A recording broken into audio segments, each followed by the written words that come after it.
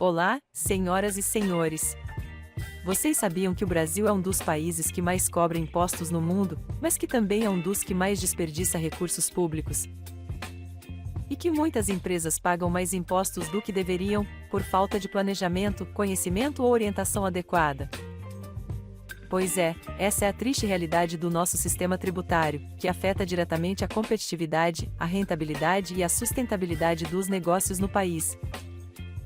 Mas não se desesperem, pois há uma luz no fim do túnel. E essa luz se chama LP Gestão e Consultoria Tributária. Hoje, eu vou mostrar para vocês como a nossa empresa pode ajudar vocês a reduzir a carga tributária, a recuperar créditos fiscais, a evitar multas e penalidades, e a otimizar os processos fiscais da sua empresa.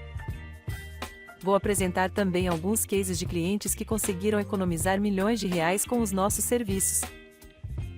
Então, fiquem atentos, pois esse vídeo pode mudar o destino da sua empresa. Vamos começar? Olá pessoal, tudo bem? Cleiton aqui novamente. Eu sou o fundador da Alta Performance e Gestão Empresarial. Temos conteúdos exclusivos para vocês aqui, sempre voltados para a parte de oportunidade, planejamento tributário, comparativo tributário, revisão fiscal, parâmetro de sistema, treinamento do seu time lá, que tem muita dificuldade com esse manicômio tributário que nós temos no país. E hoje a gente vai trazer um conteúdo bem legal para você. Muita gente nos perguntando sobre a reforma tributária. A gente vai discorrer um pouquinho sobre ela, de como está o status. Mas antes, comente aqui, dê sua opinião, dê o seu like e principalmente compartilhe com seus parceiros, com seus clientes e com seus amigos. Então eu volto já! É isso, pessoal. Então, qual que é a ideia da reforma tributária? Primeira coisa, o governo vai pegar alguns impostos federais, estadual e municipal, e a ideia é a simplificação e a unificação. Então, nós teremos lá a CBS, que é a contribuição de bens e serviços, que representam PIS, COFINS e o IPI, e nós teremos também o IBS, que é o Imposto sobre Bens e Serviços, representados por quem? ICMS e ISS, sendo que a soma desses dois impostos, desses dois tributos, nasce aí o IVA, que é o Imposto de Valor Agregado, que inclusive é tão pleiteado por anos, tentamos aí em vários governos aprovar essa reforma tributária, ela nunca veio, e ela é um modelo que já vem lá de países da Europa, do próprio Estados Unidos. Então, a ideia aqui é a simplificação e a unificação. Como acontece hoje, pessoal? Por que é necessário essa reforma tributária? Vamos pegar alguns exemplos aqui. Frutas, carnes, queijos, iogurtes, pães, alguns produtos de higiene e limpeza. Nós temos a isenção dos impostos federais. Obviamente, estamos falando do PIS e a COFINS. Vamos imaginar que em São Paulo, nós falamos aí os exemplos dos impostos federais, da isenção para esses produtos. Já em São Paulo, por exemplo, nós temos o pão, que é tributado o ICMS em 12%, a carne 4,5% e o iogurte, por exemplo, é 12%. Porém, nós temos alguns estados da federação que cobram até 33% de impostos sobre alguns desses produtos, enquanto que outros, por exemplo, eles são isentos. Ou seja, nós temos aí em cada unidade da federação uma particularidade acerca da tributação. Com a reforma tributária, pessoal, isso vai ser unificado e isso vai valer para todos os estados. Ou seja, se eu tenho uma carne, por exemplo, que ela é isenta de ICMS no estado de São Paulo, o mesmo vai servir para todos os estados da federação. Isso é super interessante e, aliás, é necessário, mas nós vamos ainda ver os outros aspectos. Levando aqui adiante, por que nós estamos... Imagina o seguinte, o sorvete. Imagina o sundae do McDonald's. Particularmente aqui eu prefiro o sundae de morango. Eu pergunto a vocês, isso é um sorvete ou uma sobremesa? Vocês vão falar, mas que loucura! Obviamente que é ambos. Aí eu respondo, tributariamente não é ambos. Vocês vão reparar aí que uma grande rede de fast food, ela trocou suas propagandas lá, não vendendo mais sorvete, mas sim sobremesa. E sabem por quê, pessoal? Pasmem. ela vendendo a sobremesa, ela tem isenção de PIS e COFINS. É isso mesmo que vocês estão entendendo. Antes ela pagava 9,25 somado o PIS e a COFINS. E a partir de agora, com a mudança da palavrinha sobremesa, claro, e alguns outros aspectos na composição do item, ela vai ter a isenção. É ou não é uma loucura? Ou melhor, era ou não era? Com a vinda da reforma, isso tende a ser unificado. Um outro exemplo aqui. Pergunto a vocês, o sonho de valsa, ele é um bombom, ele é um chocolate ou ele é um wafer? E a pergunta é muito louca, não é? Todos aí, eu também fiquei pasmo quando eu fui buscar sobre o assunto. Pessoal, olha só, com a mudança da embalagem, a empresa, apenas com a mudança da embalagem, uma embalagem selada, com alguns aspectos técnicos, ela deixará de pagar o IPI. E anteriormente ela pagava 5% para cada produção desse item, pelo simples fato de agora ela conseguir ser classificada como padaria, pastelaria, indústrias de bolachas e biscoito. É ou não é um manicômio? E é lógico, vocês devem estar se perguntando, mas isso não tem um impacto? A Receita Federal simplesmente vai deixar como está? Qualquer um classifica esse produto como quer, a esmo? Sim, pessoal, você faz a classificação técnica mediante a TIP, que é a tabela dos produtos industrializados, e você entende que aquela classificação é aquilo, você vai ter uma tributação. É claro, a Receita Federal tecnicamente tem condição de questionar, de obviamente aumentar essa tributação, e aí hoje, entre idas e vindas, aí, nessa celeuma tributária, se classifica, se não se classifica, geralmente isso se judicializa, e nós estamos falando, não sabe de quanto? 1 trilhão, ou melhor, um PIB do Brasil em discussão judicial por conta desses enquadramentos. É o contribuinte tentando pagar mesmo e é o fisco tentando que você pague mais. E aí eu vou falar os outros aspectos aqui a seguir. Bom, seguimos aqui então, pessoal. Qual que é a ideia principal? É a gente evitar, ou melhor, eliminar a não cumulatividade e fazer a tributação só lá no consumo, quando você efetivamente paga, você faz a compra de um determinado produto. Ou atualmente, o que acontece? A fábrica, ela compra os seus insumos e, pegando o exemplo aqui do ICMS na não cumulatividade, ela compra esse insumo, faz o crédito desse imposto. Quando ela vende, vamos pegar aqui um exemplo, para o supermercado faz o crédito desse imposto.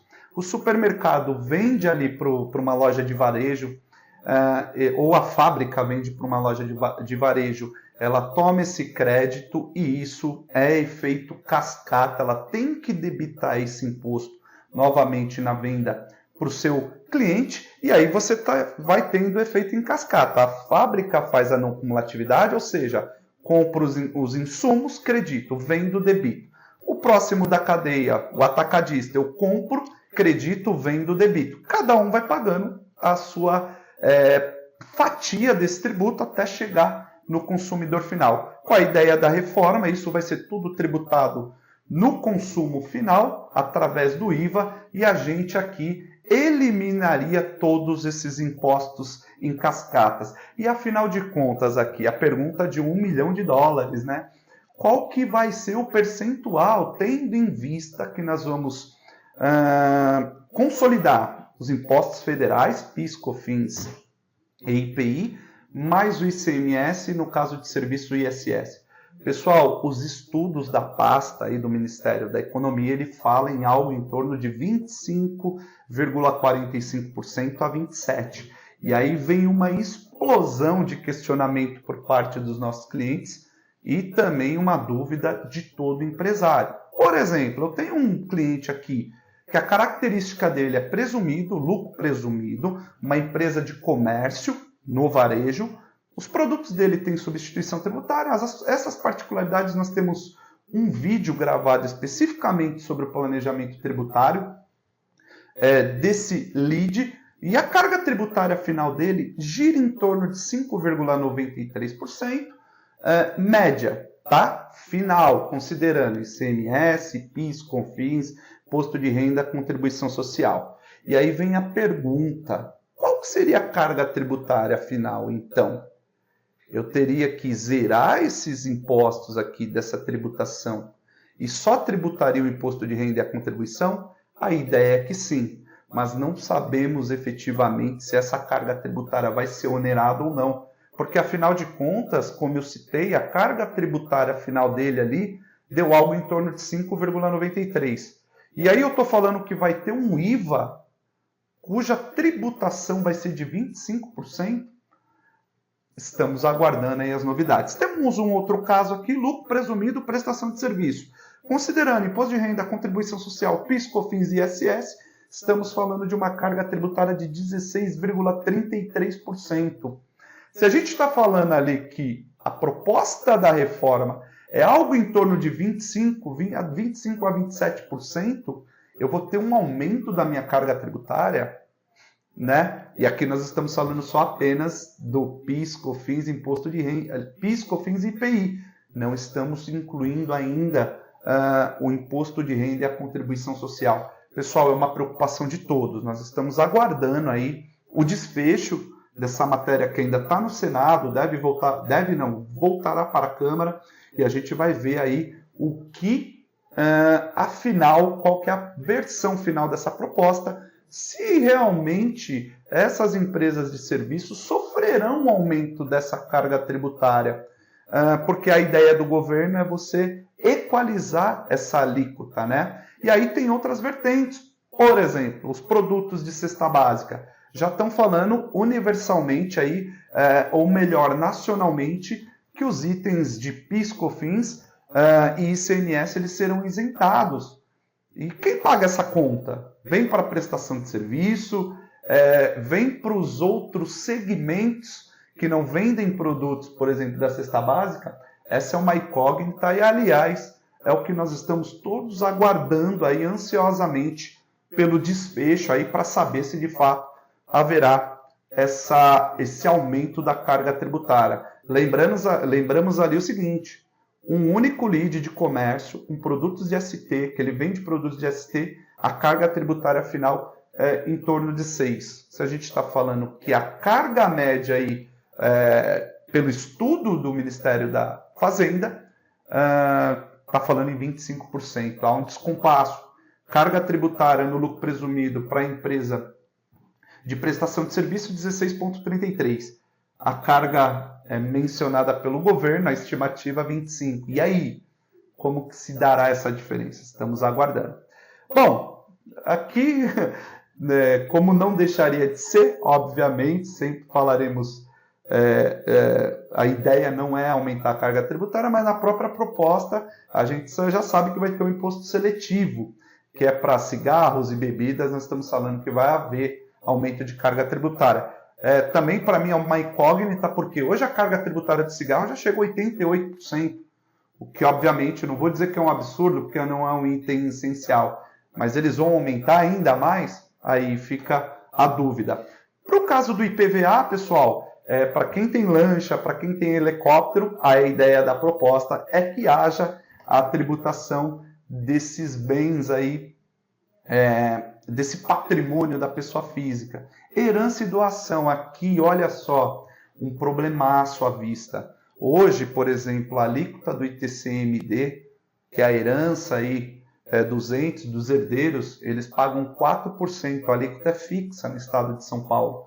E a proposta está prevendo aí uma carga progressiva, entre 4% e 8%, a depender do escalonamento do valor da herança. Então, mais um aumento de carga tributária geral. E aqui eles falam que, para quem as empresas, por exemplo, que estão na Zona Franca de Manaus, não haverá alteração. Simples Nacional, em tese, não vai haver tributação, mas ainda eu tenho dúvidas acerca da operacionalização disso, e continua a imunidade tributária para livros e outros exemplos que eu dei lá, por exemplo, como os itens da cesta básica. Em termos de prazo, eles estão falando para uma implementação a partir de 2026, terão 8 anos para fazer a implementação, eles vão escalonar isso pelo que está previsto, né? E depois ainda virão as regulamentações através das leis complementares, né? Por hora, nós estamos falando só de impostos sobre o consumo, então eu vou aqui fazer as minhas considerações. Eu acho que é importante essa reforma tributária, ela é necessária, chegou a hora de diminuir todo essa celeuma tributária, tantas obrigações acessórias, embora a gente não sabe ainda ao certo como isso será operacionalizado, mas se de fato houver aí a redução drástica da operacionalização disso, eu acho que a nossa própria área contábil, os consultores, os contabilistas, terão condição de entregar um trabalho mais assertivo, mais específico aqui, relatórios gerenciais, tomada de decisão, eles estarão mais próximos do seu cliente. Porém, a gente não viu ainda no detalhe, não há na PEC, porque isso é regulamentado depois, através de lei complementar, se eles eliminarão as obrigações acessórias.